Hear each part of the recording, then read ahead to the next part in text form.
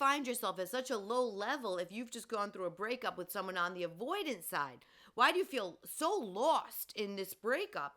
And there's a really good reason for that. When you're in a relationship with somebody on the avoidant side, they don't like conflict, they don't like to share a lot of the day to day, what's happening in their life. They kind of keep that wedge in between the two of you. In the course of this relationship, you started to really lose yourself because whenever you would sense that something was off and something was wrong, you would go ahead and probably try to talk about it and ask about it. And they're going to shut you down almost each and every time with different tactics, like saying things like, oh, here we go again. Are we going to talk about this again? Or they'll give you the silent treatment, or they'll, just learn how to shut it down. And you're going to recognize all the different ways that they have done this over your period of time together, but you didn't notice it at the time. So what happened was, whenever there was a problem and you were bringing something up, the problem was never being solved. It was only being that fire was being put out at the moment, and you were just kicking the can up the road. You would have an argument, you talk about something that was bothering you, and then you'd never get to the other side of it. You just stop talking about it, and it gets put to bed for the time being, and then you buy yourself a few more weeks, a few more months, and the problem rises up again, and you start dealing with the same things over and over and over again. So they're masters at not allowing you to have those conversations. And then what happens over time is you stop asking for your needs to be met because you know the conversation's going to get you nowhere. You start to feel like you're on thin ice in that relationship because if you say the wrong thing, if you do the wrong thing, they're going to almost punish you in some sort of a way. And also, you start to feel like they're half in and half out. That if you bring up too much and you make some waves in this relationship, you're going to lose them. So this fear in you starts to build because you feel like you're holding on for dear life because they are not as fully vested as you are, because they're keeping themselves protected by not letting you in for their day-to-day and the little things that they've been dealing with. So now you become so fearful in that relationship that there's no comfort. You're not calm about anything. You start becoming needy, hence the word needy. Your needs are not being met. Your need for that safety and that security, and your roots growing deeper because you're having deep conversations. You're having a little bit of conflict when necessary, but you don't have any of that. So you start getting fearful, and now you start changing. You stop being the person who is nitpicking and nagging and always bringing things up. And all of a sudden they start to look at you like you're the problem, because now you are reactionary in that relationship. Your fear has caused you to be someone you're not. You're not confident in that relationship. You're not comfortable. You start becoming more insecure. And so you may even come off as being jealous. And they're going to say to you, oh, why are you so insecure? And you need to be more confident. You start questioning yourself. Why am I so insecure? Why am I picking on everything? Why do I feel like I have to work like for the FBI to get through this whole relationship? All of these things start to really pile on. And so now you are so fearful that you become quieter. Either you ask for too much and then they break up with you because they know that you're not settling into this relationship. You're not like honoring their need for space and their need for secretiveness and all the other stuff. So either you become silent or you become nitpicking. One of those two things are going to happen, and that will dictate how long you can last in that relationship. Because if you can be silent and you cannot ask for what you need, and you can allow them to keep this distance between the two of you, you're not in a real relationship. You're not. You're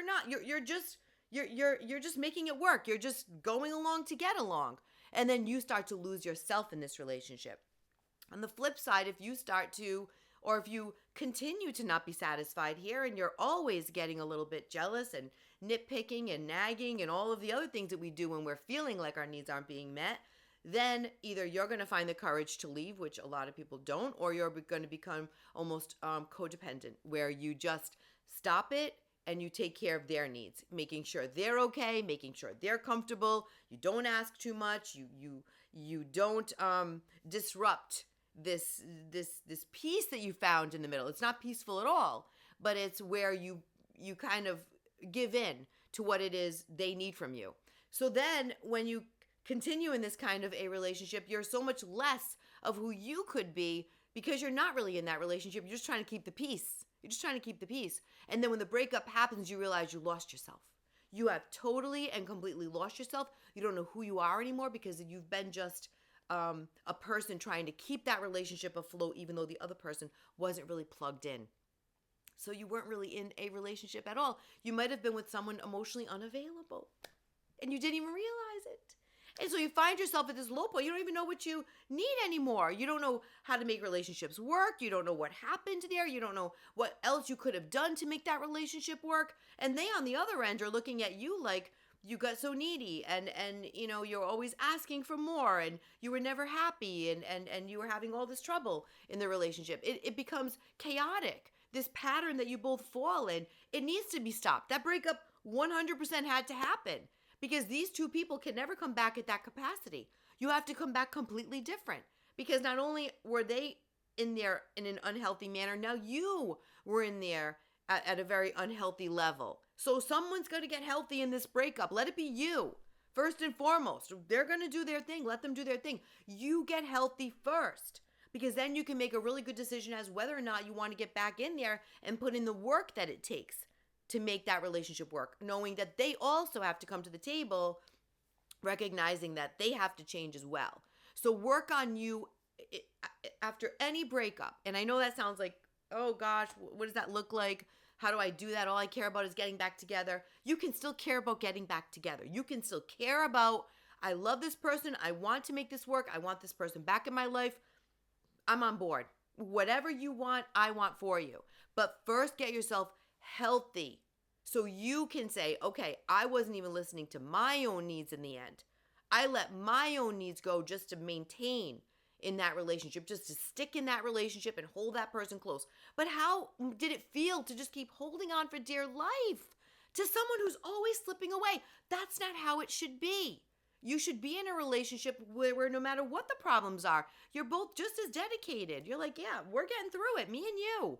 We have problems, of course, so does everybody, but we're getting through it. You need that in your relationship.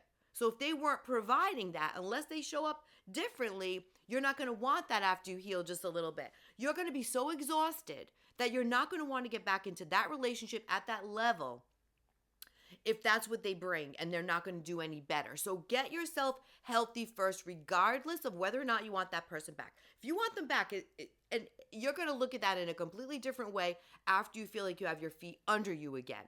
Then you decide what that's going to look like if that's still what you want. So get yourself healthy by taking care of your own needs. Hang around with your friends.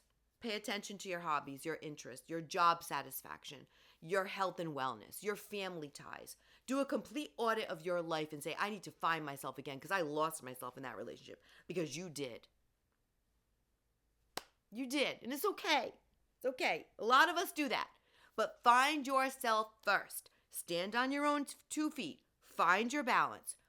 Don't feel like you need that other person. Get to a point where you can say to yourself, do I want that other person? Don't fear time passing. Time passing is never going to affect you if that's your person.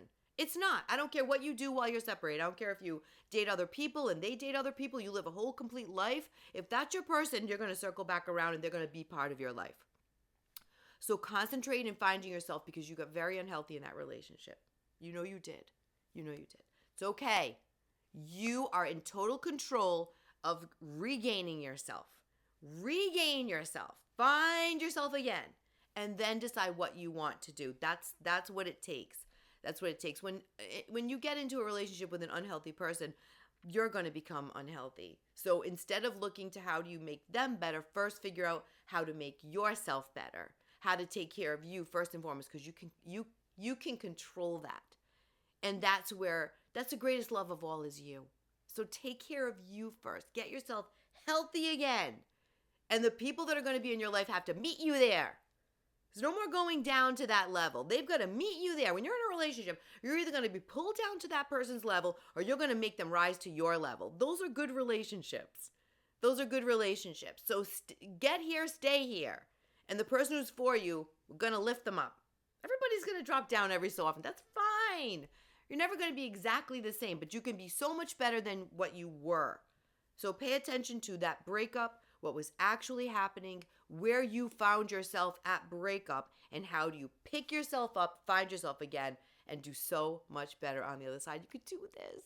You can do this. You can and you will.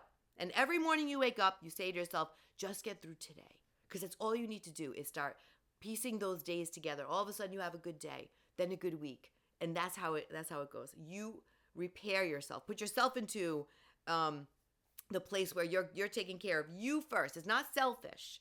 It's self-care. It's self-love. And do that first and then see what you want to do with that relationship that got into an unhealthy space. It could be better. You could be better. You're going to either do better with them or do better by yourself, but you're going to do better. Better.